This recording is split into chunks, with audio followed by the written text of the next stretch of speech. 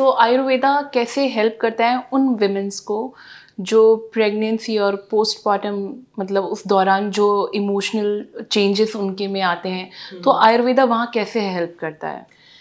जैसे मैंने आपको अभी शुरुआत में भी बताया था कि आयुर्वेदा में कुछ प्रैक्टिसेस बताए गए हैं। तो एक पूरा सब्जेक्ट है जो स्वस्थ वृत्त के नाम से आयुर्वेदा में है, और जो एक्चुअली बात करता है अबाउट दीज प्रैक्टिसेस। तो अगर हम प्रेगनेंसी और पोस्ट प्रेगनेंसी का फेज देखें, तो वो एक बहुत ही स्ट्रेसफुल फेज है। Stressful in the sense emotional stress है, because there is a lot of change that is happening in a females life, right? And so उस स्ट्रेस को अगर हमें बैलेंस करना है, और अगर हम कोई फार्माकोलॉजिकल अप्रोच नहीं लेना चाहते, मतलब अगर हम कोई मेडिसिन हर्ब्स नहीं लेना चाहते, तो आयुर्वेदा में बहुत ही एक जो है सिंपल उपाय के बारे में बोला गया है, वो है अभ्यंगा, बॉडी मसाज।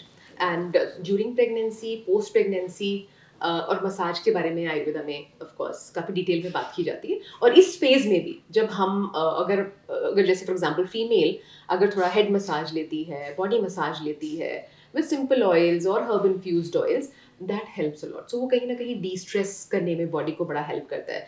एक तो वो है। सेकंड, आयुर्वेदा ऑफ कोर्स जो है बहुत ही बड़ा प्रोपोनेंट है इमोशनल हेल्थ का, कि आपको डी स्ट्रेस कैसे रहना है। तो उसके बारे में ऑफ कोर्स इस टाइम पे taking herbs like Brahmi or Ashwagandha is not like very highly recommended, but doing simple breathing exercises, sitting in a normal position, focusing on the breath, simple जो आज के टाइम पे हम जिसके बारे में बहुत बात करते हैं, प्राणायाम हो गया या ध्यान हो गया, मेडिटेशन हो गया, तो आयुर्वेदा में दिनचर्या में सुबह के टाइम पे जो है इन चीज़ों के बारे में बताया गया है। सेकंड, अगर फॉर एग्जांपल स्लीप डिस्टर्ब हो जाती है, या फिर जनरल स्ट्रेस भी है, तो उसके बारे में तो एक सिंपल सी अगेन हम थेरेपी या रेमेडी कर सकते हैं, जिसको हम आयुर्वेदा में नस्य कहते हैं। So nasya is basically putting 2 drops of oil in the nostrils. तो ऑयल क्या करता है, तो आयुर्वेदा में माना जाता है कि जो हमारा जो नोज है, that is a doorway to our mind. तो यहाँ से जब हम ऑयल डालते हैं, तो that actually gives the nourishment to the mind,